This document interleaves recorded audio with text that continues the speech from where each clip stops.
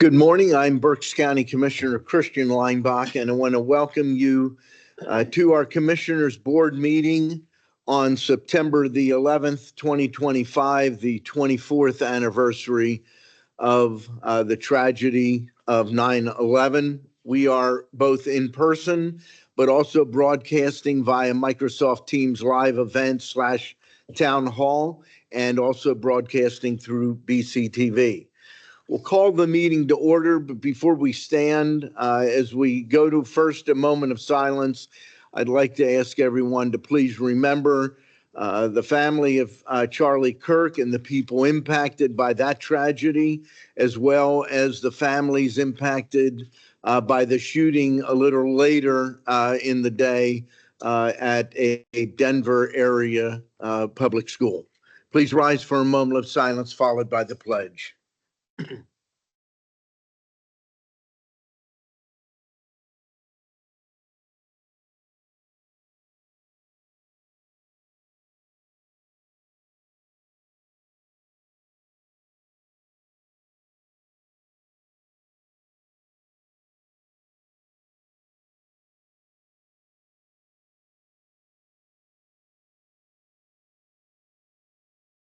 I pledge allegiance to the flag of the United States of America and to the republic for which it stands, one nation, under God, indivisible, with liberty and justice for all.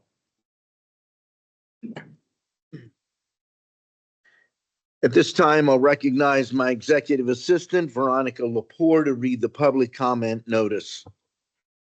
Good morning. Thank you.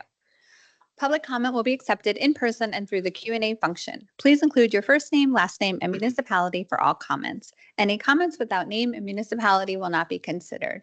Each citizen can submit one comment. Comment length is dictated by limitations of the platform being used, Teams Q&A. In-person comments will be accepted first, followed by the comments submitted virtually. The meeting comment period is limited to a total of 30 minutes, including both in-person and virtual comments. This time period may be extended at the discretion of the board. Please be concise.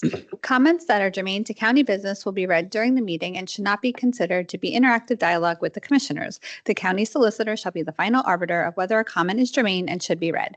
Any commissioner response to public comment will be done at the discretion of the commissioners. Thank you very much, Veronica. Are there any additions or corrections for the September 4th meeting minutes? Hearing none, the minutes will stand approved as presented. We did have an executive session on September the 10th dealing with personnel and litigation. Do we have any public comment on specific agenda items? And there's nothing online. With that, we are going to move to the first of two presentations, and we're going to begin the first presentation with an invocation from a longtime Latino pastor here in the city of Reading, and that is Pastor Tony Perez. Larry, can you make sure the mic is on? All right, good to be here today. Been in Berks County and for 35 years. So I'm like Michael Rivera. I'm Dutch Rican. So we're Dutch Rican brothers here. Good morning, everyone. Before I pray, that I reflect on the significance of this day. I remember I was in a supermarket, 9/11, and it's more than just a date. It's such a solemn reminder of the lives that were lost, the bravery that was shown, and how it united our country. Unlike today, sadly, we were reminded yesterday of the reality of evil in this world and the dangers we face as a broken nation. We must pray for our country. Here in Berks County, we also recognize our own local heroes who serve with courage and compassion every day, including our commissioners. Let's pray. Gracious Heavenly Father, today we gather to honor the lives of those lost on 9/11, mothers and fathers and sons and daughters. We know that their absence still hurts the hearts of many. We remember the bravery and the resilience of the first responders and survivors that probably still struggle with trauma and other medical issues. Father, but we remember the unity that emerged from that day. And may the decisions by the commissioners be rooted in compassion, that their leadership would be shaped by humility. May these commissioners be an example to the county, to the state, and to the nation of civility as they exchange differing ideas and views. We also take a moment to pray for Charlie Kirk's family, his friends, at this devastating time for them. We pray that you would heal our land, Lord. Bless this meeting, bless our county, bless our nation. May we never forget, and may we always strive to build a better place for those we serve. In Jesus' name, amen. Thank you very much, Pastor Tony. He pastors Bethel Baptist is how I know it, but it's a Latino speaking church and that's 35 years, your entire time there. What's the proper way to say it in Spanish? Very good. I never get that. Yeah, right. Thank you. We want to take a moment, and I'm sharing my screen and image. It's interesting. I looked at a lot of images to share. The American flag is in the background. I initially was going to show probably the most famous one of the three firefighters and the American flag raised. But I looked at this picture. This is off of CNN. And I think this demonstrates even more clearly what Pastor Tony Perez was just talking about. The people that sacrificed, the people that ran in as others were running out. We want to take a little bit of time here, and I want to give our leadership team, anyone on the leadership team that feels led to share some thoughts and memories. We're a year away from the 25th anniversary. You think about it, young people graduating from college today were not alive, generally speaking. I know there's some older college grads, but under normal things, we're not alive when this took place. Think about it in these terms. I was born in 1959. When I was born, I was closer to the end of World War II than I am now to the events on 9/11, even though it seems in memory to have happened yesterday. I'll share briefly and then open up to my colleagues and anyone else that would like to share. I was at West Lawn Graphic teaching a class on the importance of website design and development in our training room, and was having difficulty making a connection on the web. And so we took a break. I stepped out of the meeting, and one of our VPs came to me and said, "Christian, did you hear a plane just hit one of the World Trade buildings?" I said, "No, what are you talking about?" I went back in and was finally able to connect. I don't know what it was, either Fox or CNN, and then actually saw the second plane hit and went immediately to the owner of our company. And I said, "Jim," and he was already aware. I said, "I think we need to close and let people go home to their families." We did. We closed within 30 minutes, sent everybody home. As I was driving home, I called my parents, who were in Missouri at the time, with my uncle, and I said, "I don't know what's happening. Stay there." Uncle Matt, and they're all gone. They're not around anymore. But I said, "Your safest place there is in southern Missouri. with Uncle Matt. Don't leave. I called the school where my children were, and my wife was teaching at the time, the King's Academy. Talked to the administrator, and she said, "Yes, we've made a decision to close.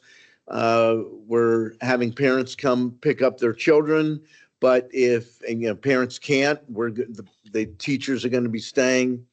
Would you, when you come, would you speak to the high school students?" And so I did. And it was hard to explain because I didn't know what was going on. In that drive over, we heard that there was another plane. I didn't hear until after I spoke to the high school students that other plane had crashed in Shanksville, Pennsylvania. And as many of you know, recently, I was there at the memorial. I think my colleagues, Not this time, about last 2-3 time. years ago. I know Dante was there as well. Extremely moving. After I was done speaking, I took our 3 children and my wife and I, and we drove home and we prayed. It was a frightening time, but as Tony alluded to, it was also a time that all of a sudden, almost in a moment, it didn't matter if a person was a Republican or a Democrat, black or white, pink or purple, nothing mattered. I don't know if you remember this. Churches opened up their doors and said, anybody, come on in. Just doesn't matter where, if they were in a downtown area, they were out in the country, come in. We saw a rise of patriotism. We saw a rise of individuals saying, I need something more than me. I need God. It was an incredible time. I still struggle looking at images. I still struggle even watching documentaries about it. One of the things I remember a couple of days later, a lady that I worked with at West Lawn Graphic, later, a couple of years after that, Inza Adams, the daughter-in-law of Jim Adams. At the time, she was a flight attendant. Her plane took off, I think, and I could be wrong, but I believe from LaGuardia that day. And they were able to see the burning towers out the window of the plane where she was a flight attendant. So many people were touched that day. That's how I was touched. I'll open it up. Colleagues, anyone else want to share their thoughts on 9/11? So 9/11, I was in Nassau and saw what had happened while I was down there. So no way of me getting home, just needed to call to make sure my family was okay. And I came back about a week later or so. So it's really a tragedy that affected all of us. We need to make sure that we continue to celebrate this year after year. Because like, as you said, most people, unless they're college graduates, unless they're really in their 30s or later, they probably don't even remember what happened or where they were when it happened. If some may be too young, others may have not even been born yet. But it's something you need to remember to make sure that it doesn't happen again. And today, September 11th, is also known as Patriot Day, which is a national day of observance to remember the victims of September 11, 2001 terrorist attacks, and to honor the courage of those who responded and served on that tragic day. Although it was a tragedy what happened there, but we saw many things, how people came together, pulled together, despite of their political, racial, or religious ideologies or divides. We came together as a nation in unity and compassion to reach out to everyone who had been affected in one way or the other. And there's still reminders of what happened back then. We have the Department of Homeland Security was formed after that. We have the Patriot Act that was enacted after that, and many new counterterrorism technologies as well that came as of September 11th. But one thing I do want to encourage is, unfortunately, it's in funerals when families come together. It's in tragedies when nations come together.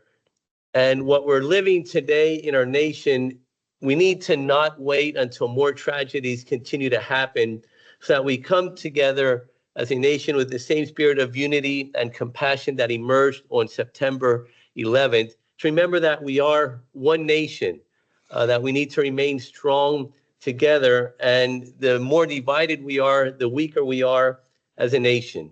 So we need to make sure that, you know what, if I talk with everyone in this room, I'm sure we disagree on one or more points, right? That doesn't mean that we can't disagree and still be civil about it and have conversation about it and not have to resort to violence to resolve those differences. So that's something I do want to encourage, that we use the remembrance of September 11th to say, you know what, let's not wait for another tragedy to happen to come together as a nation with unity and compassion for everyone. So thank you. Thank you. Commissioner Santoni. Thank you, Mr. Chairman. Just briefly, September 11th, 2001, I was sitting at a committee hearing at the state capitol in Harrisburg, and we got word that everybody had to leave the Capitol complex because, as you remember, those that are old enough to remember, we thought we were at war. And they were looking at large sites where there were lots of people, and state capitals, or of course, one of those. So we were told to stop the committee hearing, obviously, and to head home. And then, of course, getting home and watching it on TV, all the tragedies that were happening in New York and, of course, the Pentagon and in Pennsylvania. 2,977 innocent Americans died on September 11th, and it still hurts for everybody. You can hear it in our voices, I think, is the emotions are still there, those of us that lived through it.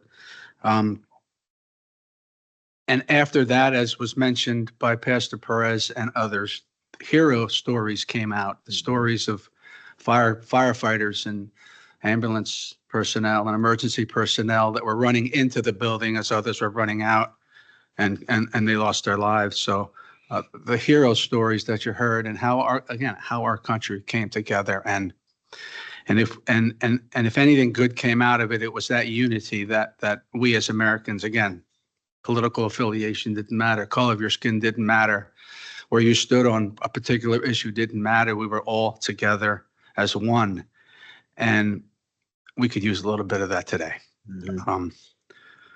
What happened yesterday, not just, of course, with Mr. Kirk, the tragedy, the senseless killing of a young father, husband.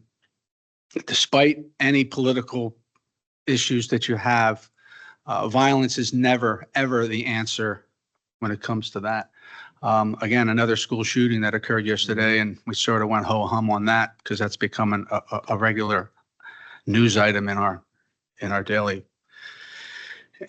lives. So if anything we can learn from September 11th, maybe is as leaders, local leaders, encourage our state leaders and our federal leaders to ratchet down the rhetoric, ratchet down what I think is a lot of hate out there. Let's look at finding ways that we can come together and stop this. Mentioned what happened in Harrisburg. Tom Ridge, our governor at the time, became the first Secretary of Homeland Security, left the governorship and went down to work for for President George W. Bush. And we were all honored that he picked Governor Ridge. But let's remember the tragedies. I had the honor of seeing the memorial up in New York and also out in Shanksville. I intend to visit the one down at the Pentagon as well. And we need to remember those heroes, but we also need to get that feeling of unity. And despite our differences, we're all Americans. We have a lot more brings us together than separates us. So let's remember that in this remembrance of September 11th, 2025. Thank you, Mr. Chairman. Go ahead. Thank you. Other thoughts? Kevin. Thank you. Floods back like it was yesterday. My boss and I were on a business trip to Chicago. We flew out on Saturday, and still to this day, there was only like 12 people in the plane. Back then, planes were nearly empty. Mhm. Didn't think anything of it. But I vividly recall we were walking up Lakeshore Drive Tuesday morning. It was a gorgeous day, beautiful, beautiful day.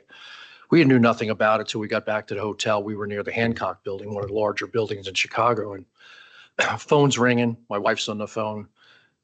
Walked in the lobby of the hotel, and there it was on the screen. Now, we had rented a car while we were there, and we were supposed to fly out that afternoon. My wife had no idea. I thought you were on a plane. I thought you were leaving. Said, no, we're here. Said to the concierge, the airport's closed. Don't know when they're going to open up again. What do you think we should do? She said, if I were you, I'd take your rental car home. So there we were, drove straight home. It was eerie because nothing in the sky. Mhm. Listening to AM radio, just stopping for gas and a burger on the way home because being separate from your family. Mhm. And then to see it afterwards and to see the heroes walking into those buildings, running into those buildings, they knew they weren't coming out. Just tragic. Mhm. The heroes. I mean, sorry.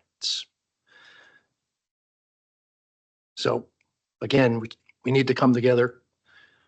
We need to recognize that we are all together and stop the tragic violence and what goes on in this world. It just has to stop. And sorry, just probably wasn't going to say anything, but just have to let it out. I'm glad you did.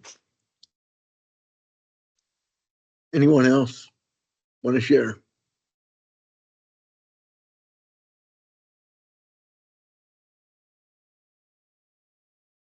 I was going to wait until the end to make a comment on the Charlie Kirk, but I think in light of some of the comments of my colleagues, that it's appropriate to add that now. And I wrote something early this morning. It is difficult to know what to say in a time when more and more violence seems to be the preferred response to those with whom we disagree. A father and husband is dead today in another tragic and senseless murder. The assassination of Charlie Kirk at its heart is not about politics, guns, security, or even free speech. Shortly after this tragedy, we had another school shooting near Denver, Colorado. It's about a dramatic decline in the moral character of America. It's about the rise of a culture of violence in this nation over the past several decades. Yes, we do need to pray for the Kirk family and the many people impacted by the senseless murder and the people impacted by the school shooting. We also need to pray for America.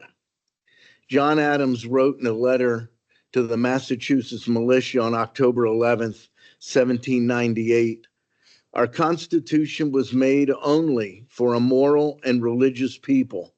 It is wholly inadequate to the government of any other. Benjamin Franklin agreed when he said, only virtuous people are capable of freedom. Make no mistake, America is in trouble, and the future of the Republic stands in question. May Almighty God have mercy on this nation.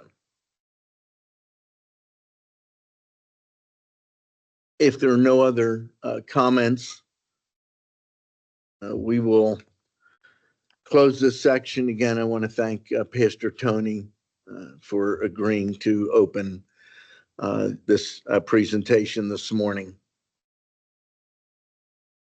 At this time, and I hate to do this to you, Laura, but this is time for the presentation from our interim chief financial officer to present the 2025 calendar year second quarter financial report. Good morning, Commissioners. Good morning. Let me share my presentation.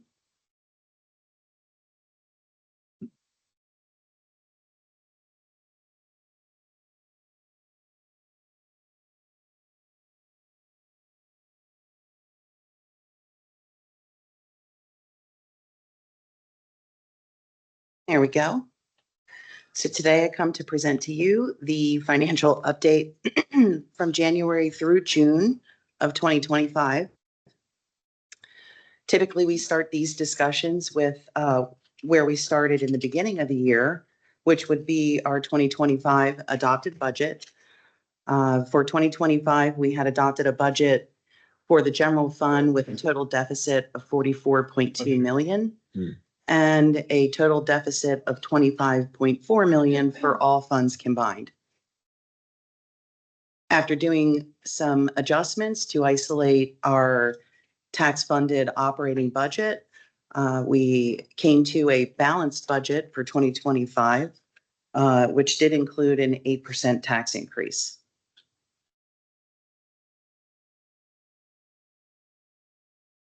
As you know, and is now a financial policy, the Office of Budget and Finance does a 3-year cash forecast with a very detailed first-year projection that we use to stay updated on the current year's progression. This slide shows our total general fund cash balance projection through year end and the actual balances monthly through June. Through the second quarter, we have a favorable cash variance of $12 million over what was projected. And now I'll show you some reasons for the variance. This slide reflects our month-by-month total receipts projection and actuals. Cumulatively, our cash receipts are unfavorable by approximately $790,000 through June. And let me show you why.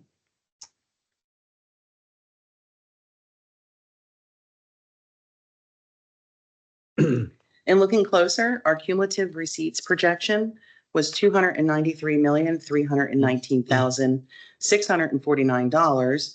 And through June, our total receipts resulted in $292,524,714, resulting in our $794,935 unfavorable variance. Reasons for our variance include CYS and JPO grant funds. This 2.2 total favorable variance contains all of our CYS and JPO needs-based budget funding sources. We have $307,000 of permanent favorable variances resulting mostly from 22-23 reconciliations and true-ups with the state to receive final payments due to the county. The majority of this is TANF, offset by underspending that was returned to the state for evidence-based programming funds. In addition to the permanent variance, we have a $1.9 million of favorable timing variance.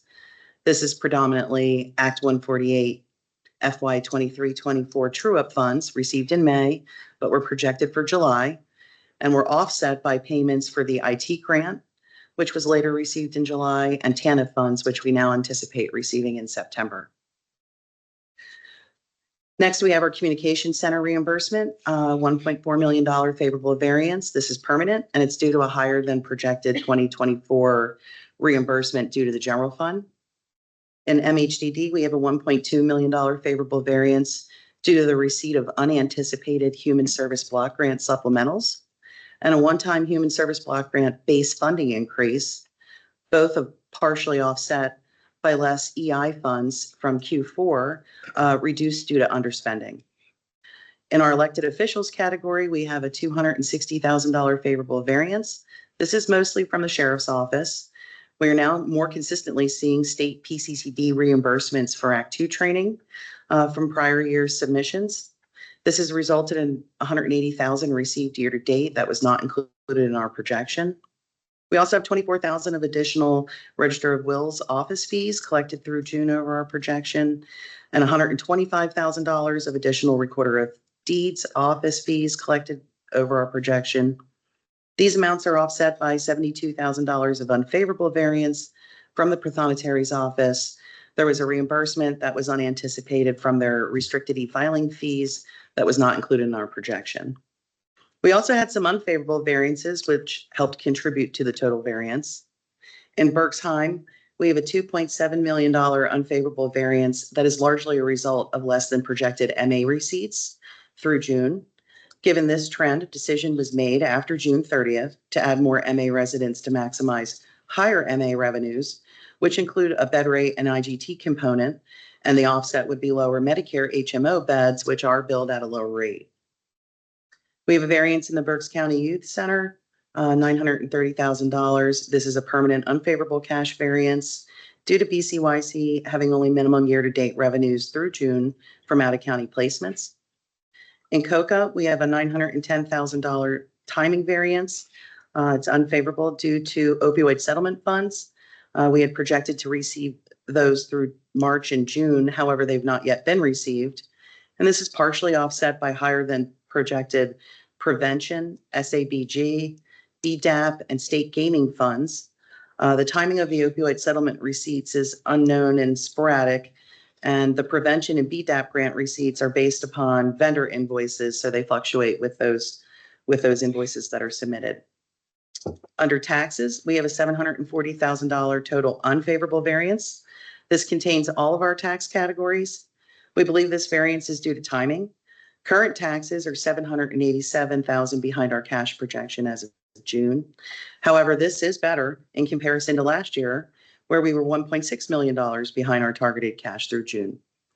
This total tax variance includes tax claim fees, ag land clean and green fees, tax claim taxes, interim taxes, and payment in lieu of taxes. And this is a valuable category to watch as it's our leading contributor to the overall way that we generate revenue. This category, $420,000 unfavorable variance, is the total of all the other categories in our cash receipts tracking. And finally, interest.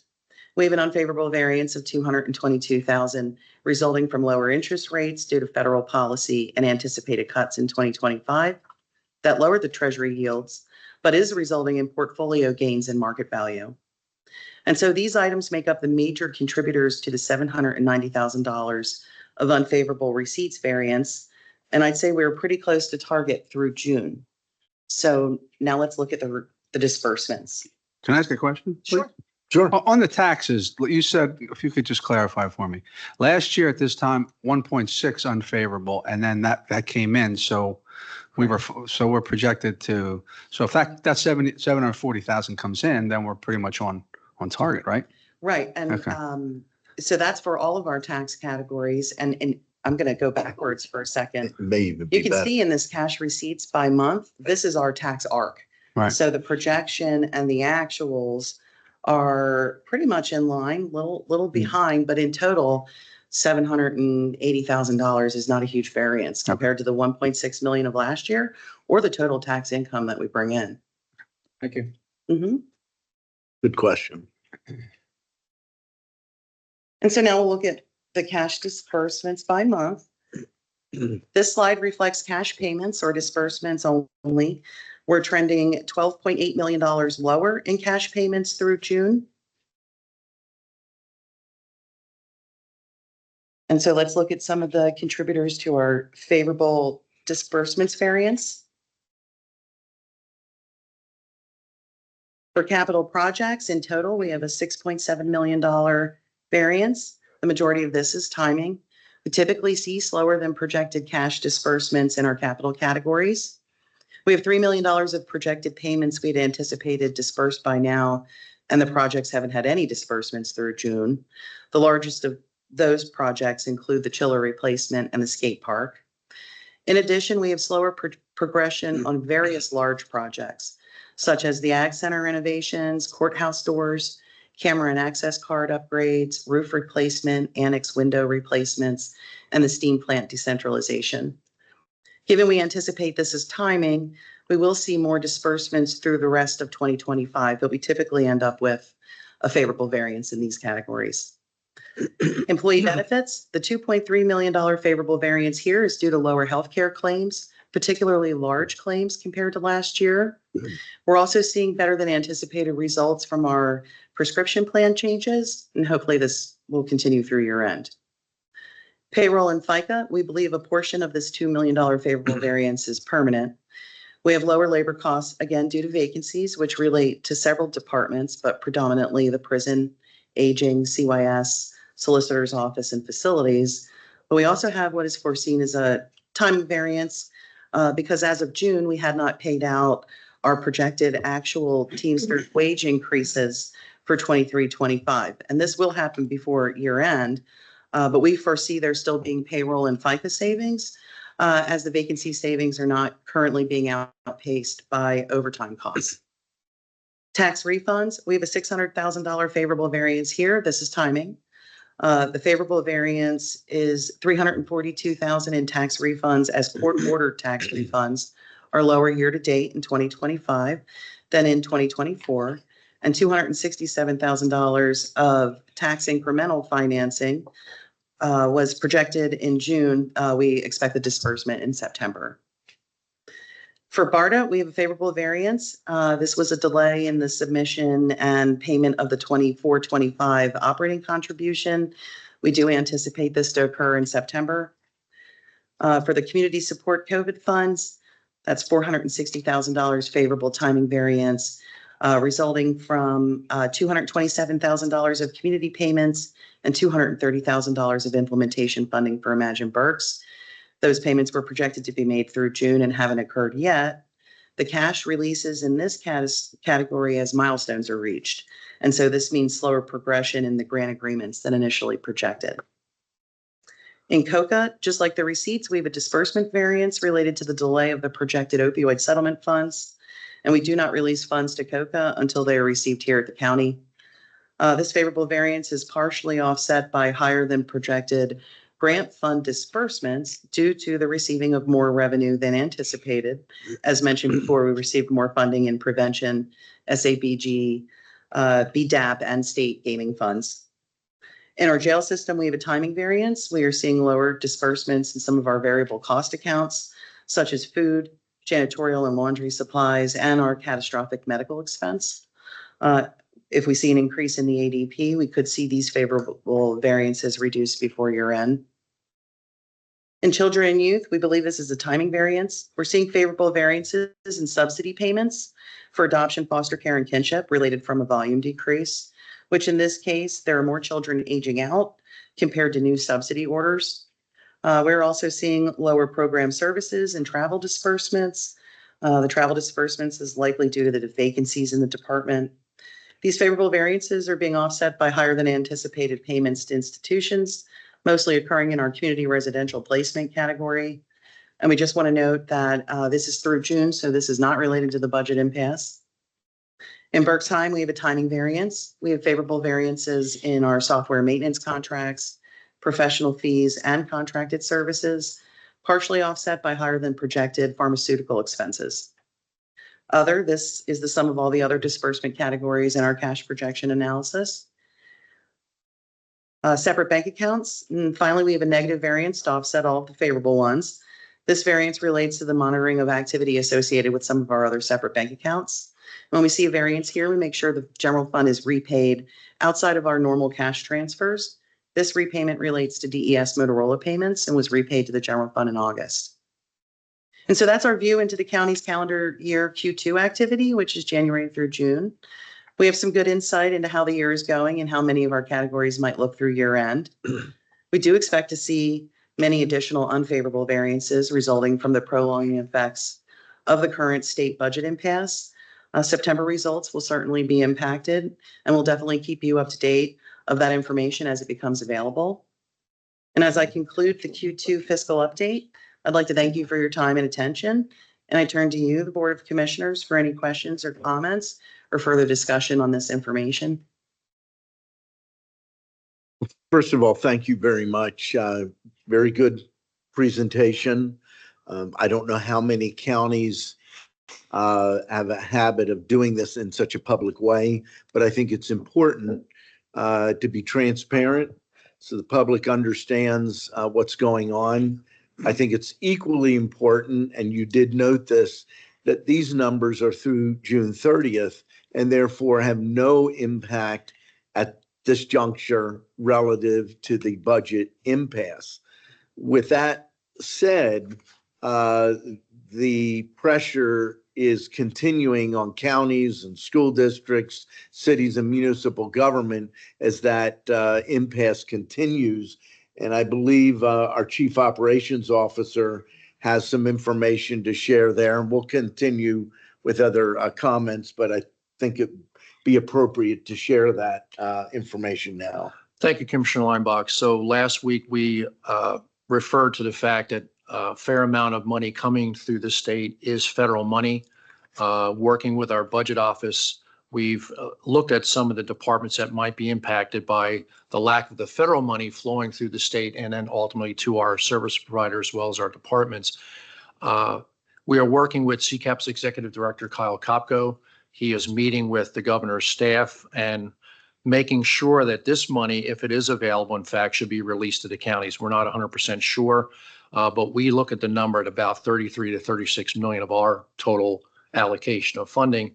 Some of these areas that probably are impacted, workforce development, adult programs and youth activities, highway and transportation planning that's passed through the Department of Transportation, hazardous material training and planning that's passed through PEMA, special education for infants and families passed through PADHS, aging services passed through the Department of Aging, funded by federal Title IV-E and Title III for elder abuse, neglect, exploitation, prevention and health, nutrition, caregiver and senior care centers, drug and alcohol prevention and treatment services passed through PA drug and alcohol, TANF money, temporary assistance for needy families, passed through the Department of Labor and Industry, TANF children and youth services passed through Department of Human Services, child foster care, Title IV-E adoption assistance and social services, Medicaid funded medical assistance programs passed through the PA District Attorney's Institute, PA Department of Aging, community mental health passed through PA Department of Human Services, emergency management passed through PEMA, various crime and victim witness grants, and emergency food assistance. So there's about 15 items that we are again working with our budget office as well as CCAP to determine if in fact this money is at the state level can be transferred to the counties for disbursement. I know we've probably pressed this about a dozen years ago with our legislative delegation and the governor's office to release this money. So I think we're at the same point now to make sure that that money that is commingled with state money can actually be passed down to the counties while there still is a budget impasse. So we'll follow up once we hear more from Dr. Kopko and his connections at the governor's office.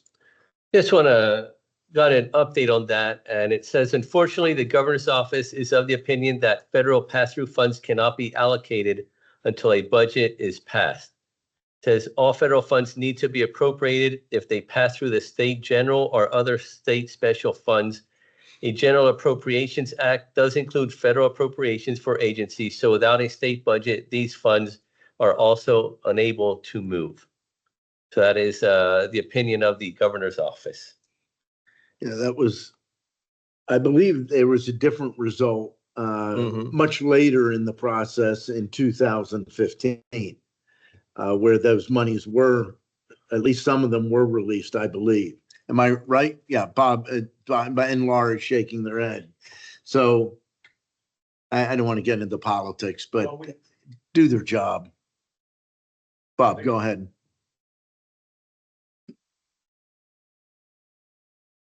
But you recall, I think we brought pressure to bear from Washington Oh, we did. as part of that. Yeah, Yeah. and I think we're going to have to do that again. We may have That to. money's been allocated. Yeah, they're just sitting on it. Yeah. And my recollection was they were able to, I don't know if they did a separate appropriation bill just for the federal money, but we did start getting that money in like around the middle end of November that year. Yeah. But the state budget wasn't completed yet. Yeah. Thank you. Any other comments or questions for Laura? John? Great job. Thank you very much. I appreciate the update. Yeah, thank you very much. Very concise, information that's relevant. So thank you. Thank you. Appreciate it. Okay, continuing with our agenda, item 1, authorizing. Under that, Budget Department adopt a resolution authorizing 2025 budget transfers in the amount of $54,198 and 2025 appropriations in the amount of $375,620 per listing dated September the 5th of 2025. There's several items listed under Human Resources. Item 1, authorize the appointment of Zoe Reber to Fiscal Manager, Children and Youth Services. Item 2, authorize the appointment of Devin Glover to Senior Contract Coordinator in Purchasing. Item 3, authorize the appointment of Daniel Petrie to Senior Governmental Accountant in the Controller's Office. Item 4, authorize the promotion of Olivia Palm from Client Service Coordinator to Supervising Client Service Coordinator in the Public Defender's Office. There are several items listed under the Commissioners. Item A, adopt a resolution authorizing the execution of the intergovernmental agreement warrants between the County of Berks and the Berks County Sheriff's Office and the Court of Common Pleas of Berks County Domestic Relations Section for a 5-year term effective October 1st of 2025. Item B, adopt a resolution authorizing the execution of the intergovernmental agreement security between the County of Berks, the Berks County Sheriff's Office, and the Court of Common Pleas of Berks County Domestic Relations Section for a 5-year term. Isn't that a repeat? I don't know how I didn't catch that. 3 different ones. It's 3 different ones. Okay. For 5-year term, October 1st of 2025. Item C, adopt a resolution authorizing the same, but it's the third of those agreements. Item D, adopt a resolution authorizing the execution of the cooperative agreement under Title 4D of the Social Security Act between the Commonwealth of Pennsylvania, acting through the Department of Human Services and the Domestic Relations Section of the Court of Common Pleas and the Court of Berks County for a 5-year term effective October 1st of 2025. Item E, adopt a resolution authorizing the Berksheim Administrator to execute and submit facility health plan recredentialing applications on behalf of the Berksheim Nursing and Rehabilitation on an as-needed basis. Item F, adopt a resolution authorizing the chair to execute the memorandum of understanding between the County of Berks through the Berks County Children and Youth Services and the Berks County District Attorney's Office Children Alliance Center for a term of January 1 of 25 through December 31st of 25 and supersedes any previous agreement. Item G, adopt a resolution authorizing the chair to execute the 2025 provisional ballot affidavit redesign grant agreement between the Commonwealth of Pennsylvania, acting through the Department of State and the County of Berks for grant funds to be used for reimbursement of expenses incurred by the county for the purchase of a new version of provisional ballot envelopes, and further authorizing the chair to execute any and all related grant documents and award notifications. Item H, adopt a resolution authorizing George Rodriguez, Director of Contracts and Procurement, to execute non-disclosure agreements on behalf of the County of Berks in connection with the RFP issued for actuary services, subject to final review and approval of the Solicitor's Office. Item I, adopt a resolution authorizing Laura Jones, Interim Chief Financial Officer, or in her absence, Kevin Barnhart, Chief Operations Officer, to execute and submit the application for the County Commissioners Association of Pennsylvania member volunteer accident medical insurance from October 1, 2025 through October 1, 2026, and further authorizing Laura Jones to execute the insurance renewal quote. Item J, adopt a resolution authorizing the chair of the Retirement Board and Dante Santoni Jr., Vice Chair of the Retirement Board, to execute the SEI authorized signer's form. Item K, adopt a resolution authorizing the Chair of the Retirement Board to execute the SEI Amendment to Investment Management Agreement and the SEI Global Private Assets 7 Collective Investment Trust Application Form. Item L, adopt a resolution authorizing the Deputy Chief Clerk to advertise enactment of proposed county ordinance number 02-2025 pursuant to Act 48 of 2024 to establish a county demolition and rehabilitation fund and imposing a fee to be collected by Berks County Tax Claim Bureau from purchases at sales under the real estate tax sale law and by the Berks County Sheriff from judicial sales in mortgage foreclosure actions. Item M, adopt a resolution authorizing the execution of a letter to Berks County's federal delegation urging Congress to support the Fixing Emergency Management for Americans Act. Item 2, a motion to authorize the execution of contract agreements and amendments as set forth on the contract agenda listing dated September the 8th of 2025. There are a total of 8 contracts. There's one for the Berks County Youth Shelter. Now, there's one involving a long list of departments. This is the list. One contract, multiple departments.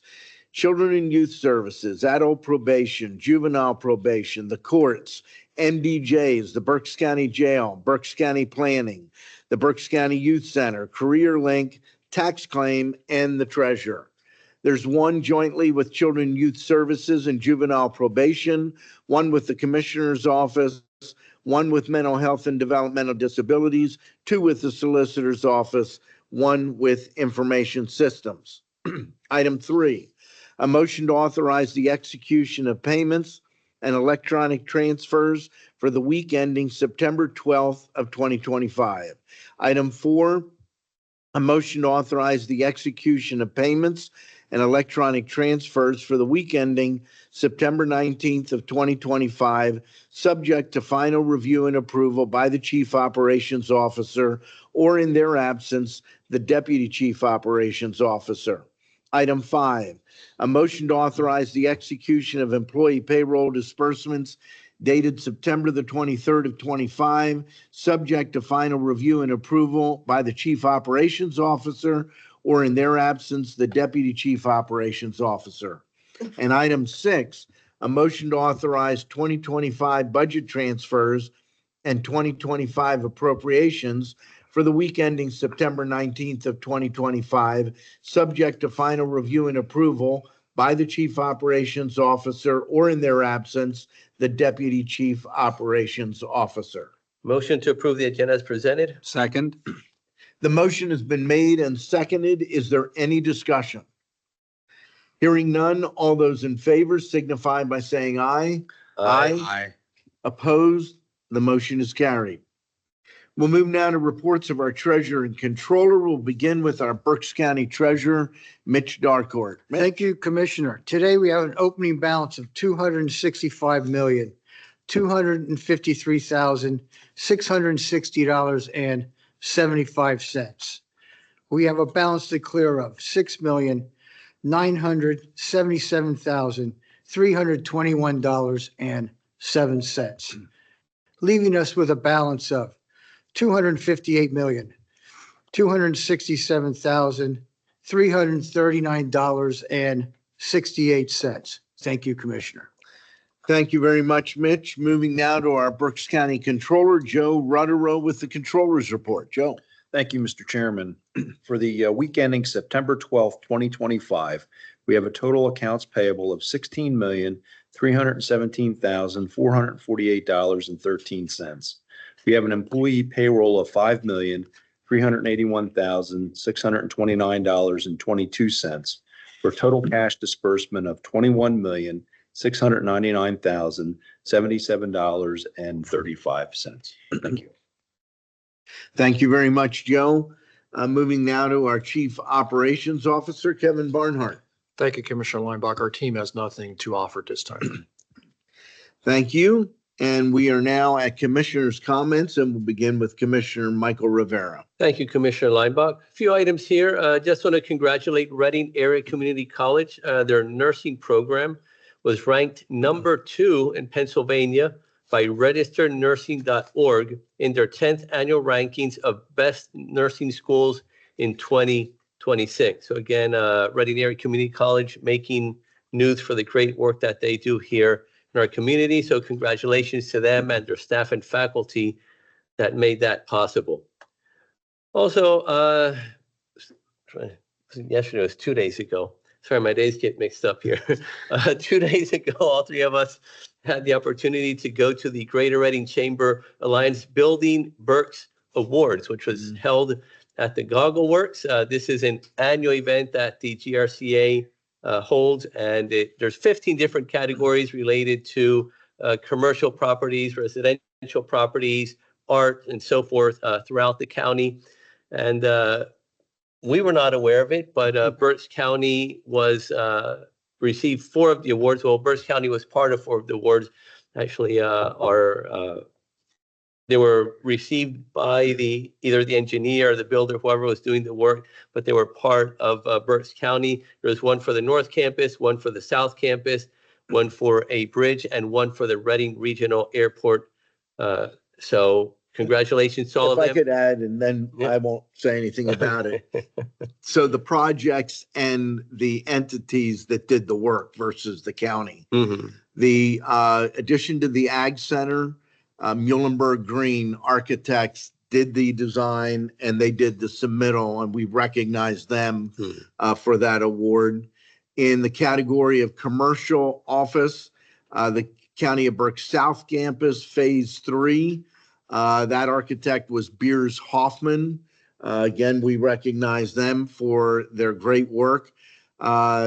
Also in commercial under renovation, Reading Aviation at the Reading Regional Airport, that was Muhlenberg Green. And then finally, under infrastructure, the Peach Street Bridge, which is a county bridge over in Kutztown, that was built by Desco Construction Company based here in Berks County. Okay. Yeah, thank you for bringing those up and naming the architects, engineers, or whoever else worked on those for the county. Tonight is the Tower Health Champions of Care event, and there are 3 awardees. One is Sue Parati. Many of you know Sue Parati. Sue Parati was the president and CEO of Tower Health for a while, did the turnaround for the hospital, and will be awarded tonight for her excellent work. One of the other awardees is Chris Kraris from White Star Tours, who also does a lot for the community. And the third awardee is Dr. Vinti Shaw. So congratulations to these 3 award winners, and excited to be there and celebrate with them at this event tonight.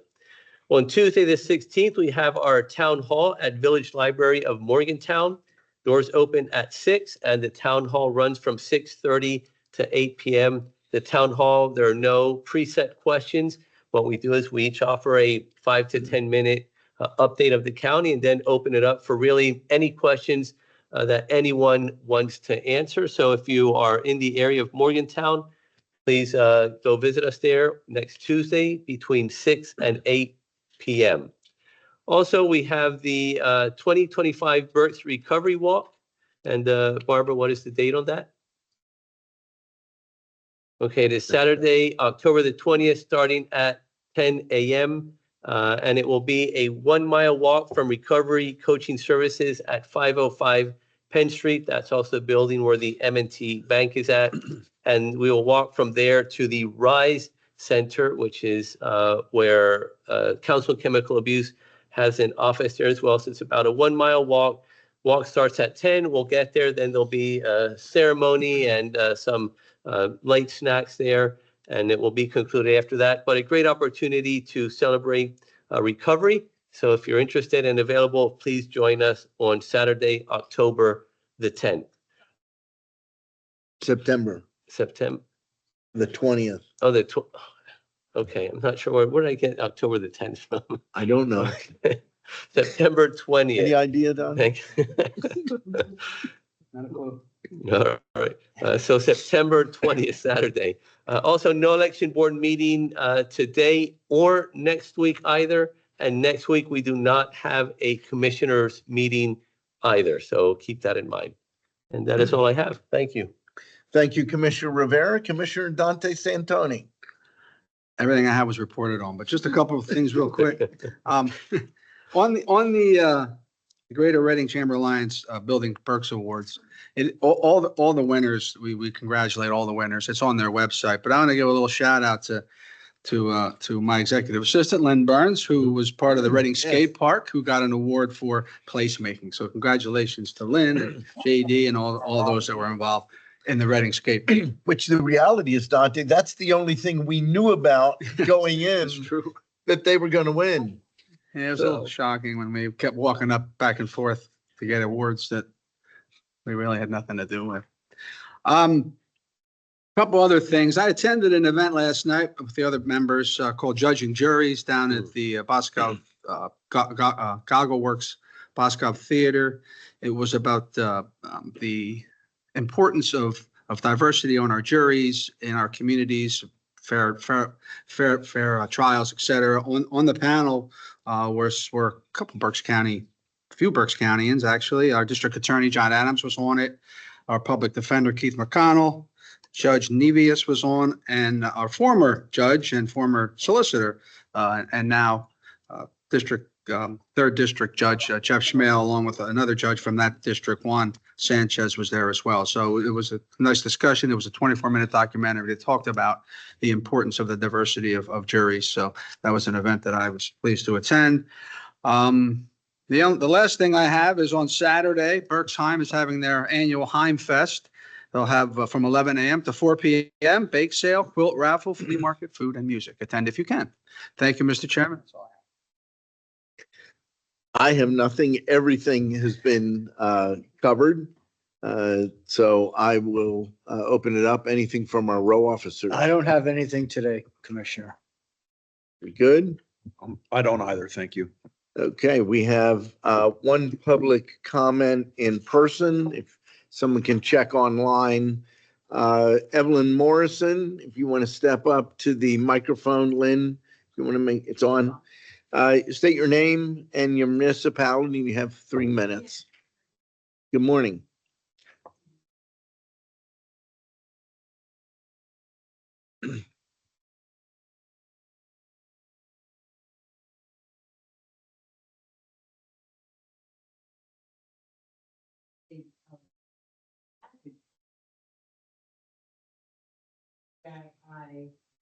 I didn't check on it today, but I have been coming to the law library and it's been kind of sporadically open or not open, or we had to go to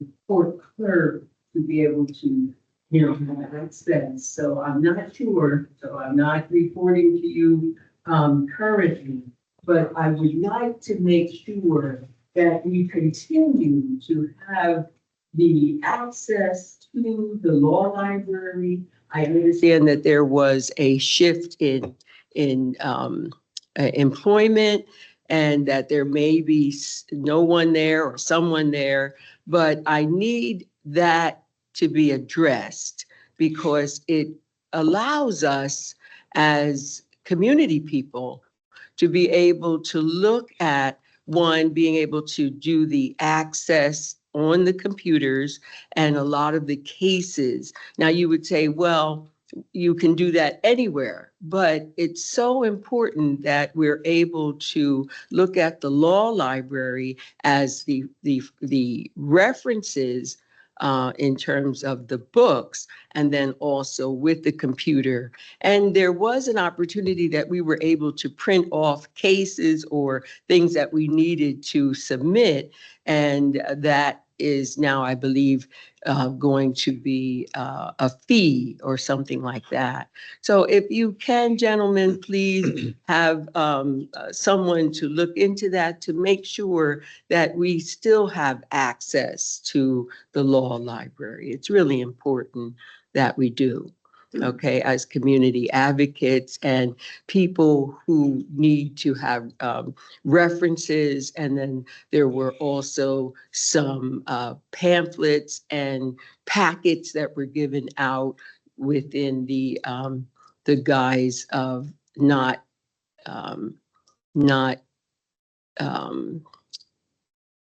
being, having, what's the word? Not having, why am I not looking at that? Without any legal advice. That was the important thing. So could you please check that out and see how we can continue to make that access possible? Thank you very much. Have a Thank great you. day. Thank you. And thank you so much for allowing your comments on 9/11. I am currently dealing with 3 people in the Reading area who has relocated to Reading, and they are survivors of that. And one was in a basement trapped with 11 people before 3 days later, they were able to be rescued. So there's a lot of trauma with that, those that have survived. And the fact that they're still dealing with, why me? Did I survive? You know, so it's those kinds of traumas that we're dealing with in terms of kind of a spiritual. Thank you very much.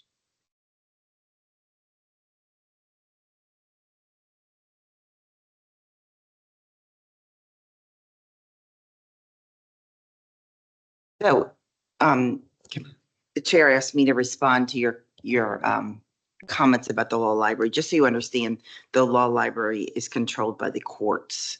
Okay, so it's the president judge that makes decisions regarding the court, how the courts are going to handle the law library. I know there are going to be some changes upcoming based on varying discussions, but really it's the president judge that makes those recommendations to the county, and we cooperate with that process.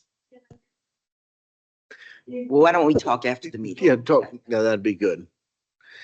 Okay, that brings us to the end of our agenda. Motion to adjourn. Second. Meeting is adjourned.